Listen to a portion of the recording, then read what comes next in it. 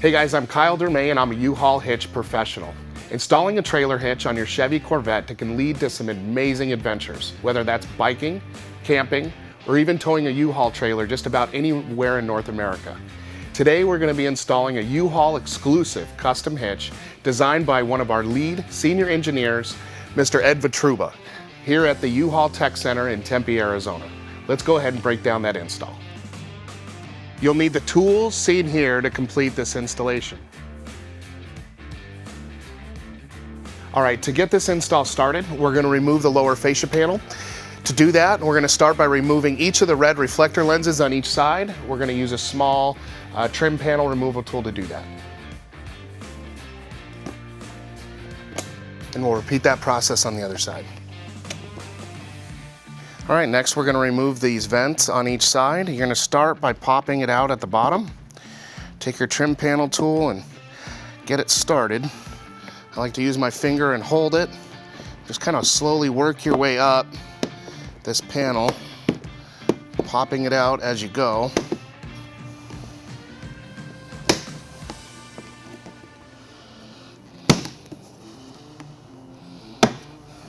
And now we're going to repeat that process on the passenger side. Our next step is going to be to remove 6 10mm bolts. We've got one here, here, 2 behind the license plate, and 2 on the other side. We'll start by removing our license plate bolts here at the top.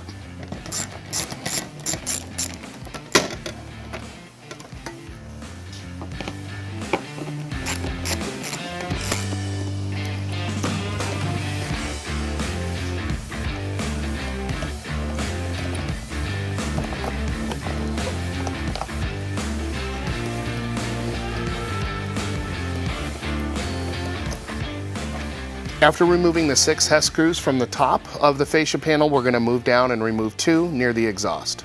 All right, now we're going to remove 10 fasteners. We've got 10 9/32 hex nuts down here at the bottom. We've got 1, 2, and 3,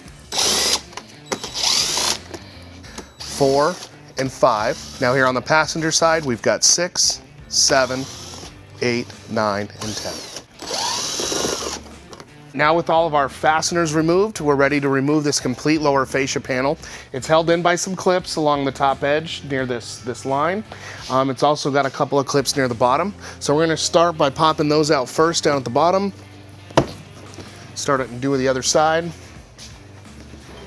And then we're just going to slowly work our way along this top edge to remove that fascia completely. And we can set it off to the side. All right, now that we've got our fascia off, we're gonna go ahead and remove 4 10mm bolts holding on our rear energy absorber for the bumper. All right, before we remove our rear energy absorber, we actually have a small electrical connector here held onto it by a clip. So we're gonna use a plastic trim tool to go ahead and pop that clip out of place. Now we're ready to pull our rear energy absorber off. We can start by gently pulling back. Towards the center, we've got a couple of clips that if we gently pull on the upper fascia, we can get those out. All right, so now we're gonna lower our exhaust by removing 4 bolts from these rear hangers using a 13mm socket. Okay, so now we're gonna install in our receiver tube in place. We're gonna temporarily clamp it into place here in the center of our bumper support beam.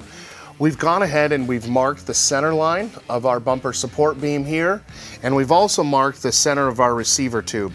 By taking some vice grip C-clamps, we were able to drop those down in between the exhaust, and then we can come up, put our receiver tube in place, and clamp it temporarily so that we can do some final measurements. We centered it in between this bumper support beam. We also measured the distance to the center of the bottom holes at 1 3/16 of an inch. So you want to measure from the right side or the passenger side, as well as from the driver's side. We even went as far as to use a small torpedo level to make sure that it was perfectly straight on both sides so that when we drill our holes, we're going to be nice and perpendicular so that we get a nice straight shot right into our bumper support beam, which is going to be behind this once it gets installed. All right, so now that we've got our receiver assembly in place, we're gonna use it as a template to drill the 4 holes needed to install this receiver. We're gonna start with a 3/16 drill bit to get our pilot hole, and we're gonna make sure to keep this drill bit completely perpendicular to get a nice straight shot through the bumper support beam.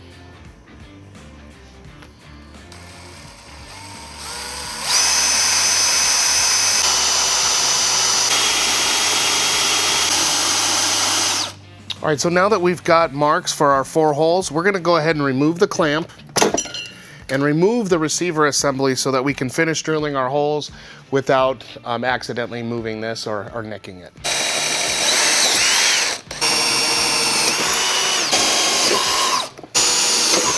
Okay, so we've got our pilot holes drilled. We're gonna go back with our 1/2-inch drill bit and drill our final hole. Always be careful, word of caution, to check the backside of whatever you're drilling through. Make sure there's no electrical, no components back there that you're gonna drill through.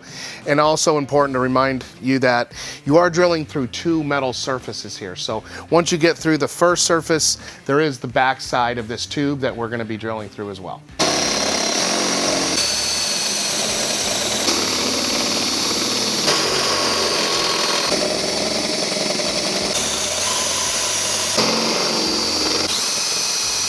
All right, so now that we've got our 4 1/2-inch holes drilled, we're ready to install our backing plate.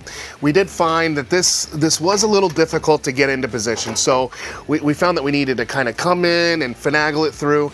So this really helps to get an extra set of hands, somebody to help pull down on the exhaust while you kind of weasel this thing into position. So we'll go ahead and show you how to do that now.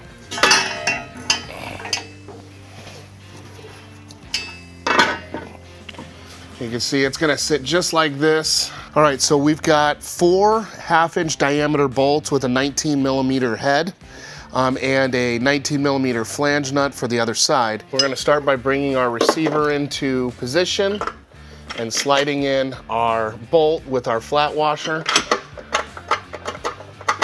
This will help hold the receiver tube into place, or in place, while we match everything else up. So now we're gonna take our reinforcement plate, we're gonna put our hand in through the center exhaust, and we're gonna try to get 1 hole onto one of the 2 bolts that we previously installed, and then use our flange nut to secure it and hold it by just gently starting to thread it on. Okay, now that we have the top part of our receiver and our reinforcement plate behind it, lightly secured, we're gonna come in and we're gonna install the bottom reinforcement by installing the bolt through the bottom part of the receiver and hopefully just bringing it right through the back. We'll do the same thing on the other side.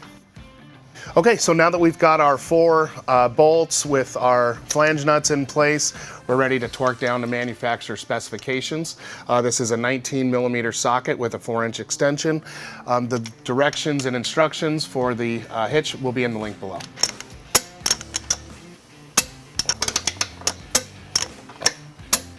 Okay, we've got some trimming that we need to do on our energy absorber, and the instructions need us to cut these ribs off because this is going to sit over our receiver assembly, and we need to come down a 1/4 inch. It's not an exact science.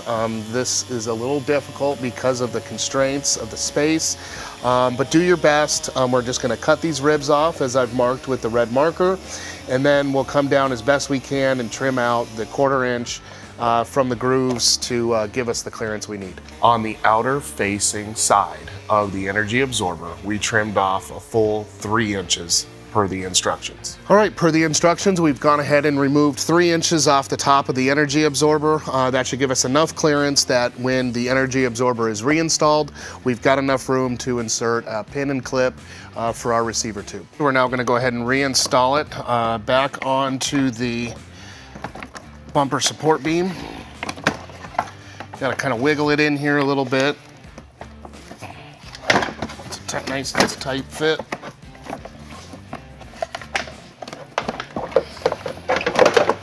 And make sure to reconnect our clip, holding our electrical connector on here. Now we're gonna go ahead and reinstall our 4 10mm fasteners to secure our energy absorber back onto the bumper support beam. All right, so we've reinstalled our energy absorber back onto the vehicle. We're now ready to make our last and final trim on the outer fascia panel. This is by far the most important cut on the vehicle because this is what you will see every time you flip up the license plate. We want to make sure we measure twice, cut once. First thing we did was take a center mark with our wax marker right in the middle of the license plate frame. We then measured 5/16 from the small protrusion that comes out around the license plate. And we're using a template that we made here, and this is essentially the exact cut diagram with using two 2.5-inch hole saw with a small bridge in between, which is 2 inches wide. Overall length is 8.5 inches. This small cardboard cutout is going to be our template to get us exactly a perfect outline of the area by which we'll be trimming. So we're gonna go ahead and mark that off now. So now that we have our rough outline, we can ensure that it's straight. We could take a couple additional measurements, make sure that we're exactly centered in between. But I think we're now ready to go ahead and cut. We're gonna use a 2.5-inch hole saw for our radius edges here on the end, and then we'll use the air saw for our straight lines down the middle. So now that we've trimmed our outer fascia panel, we're ready to reinstall the exhaust brackets. Make sure your 10mm bolts line up onto each side. We're gonna grab a friend to push up on the exhaust. It's a little bit heavy to do it by yourself. He'll push while I put in the two 10mm bolts. All right, we're ready for reassembly of our rear bumper fascia. It's a little tricky. Remember that you've got your camera here and you've also got a trunk button. So we're gonna bring it up right underneath. It's a little bit goofy, but once you get it started,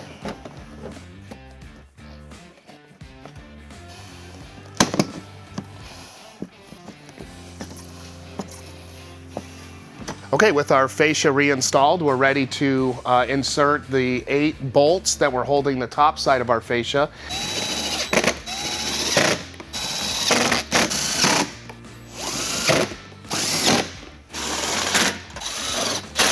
All right, with our 8 10mm bolts up top, now we're ready for the 10 9/32. We're gonna use our 9/32 nut driver to get those all back in down here. We've got 5 on the driver and 5 on the passenger side.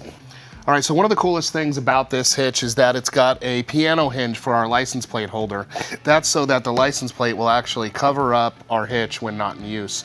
To do that, we've got a couple of Allen nuts with a flange nut. We're gonna use the pre-existing holes on each side of the plastic nut that was used to originally hold on the license plate.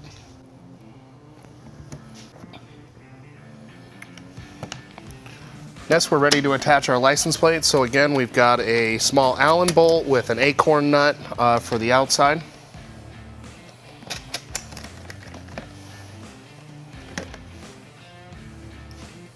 Okay, our final part of our assembly is reinstalling our reflectors. Just pop those back in. And our vents on the sides, those are gonna get popped right back in as well.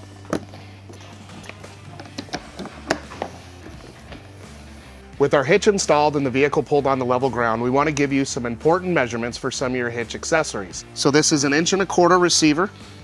The distance from the pinhole to the edge of the bumper was 3 inches. From the pinhole to the edge of the license plate was 6.5 inches. From the top of the receiver tube to level ground was 19 inches. These measurements should help you determine the length, rise, or drop of any of your hitch accessories. That concludes our installation. If you have any questions about the products seen here or want to schedule an installation with a Uhaul hitch professional, please visit us online at uhaulhitches.com.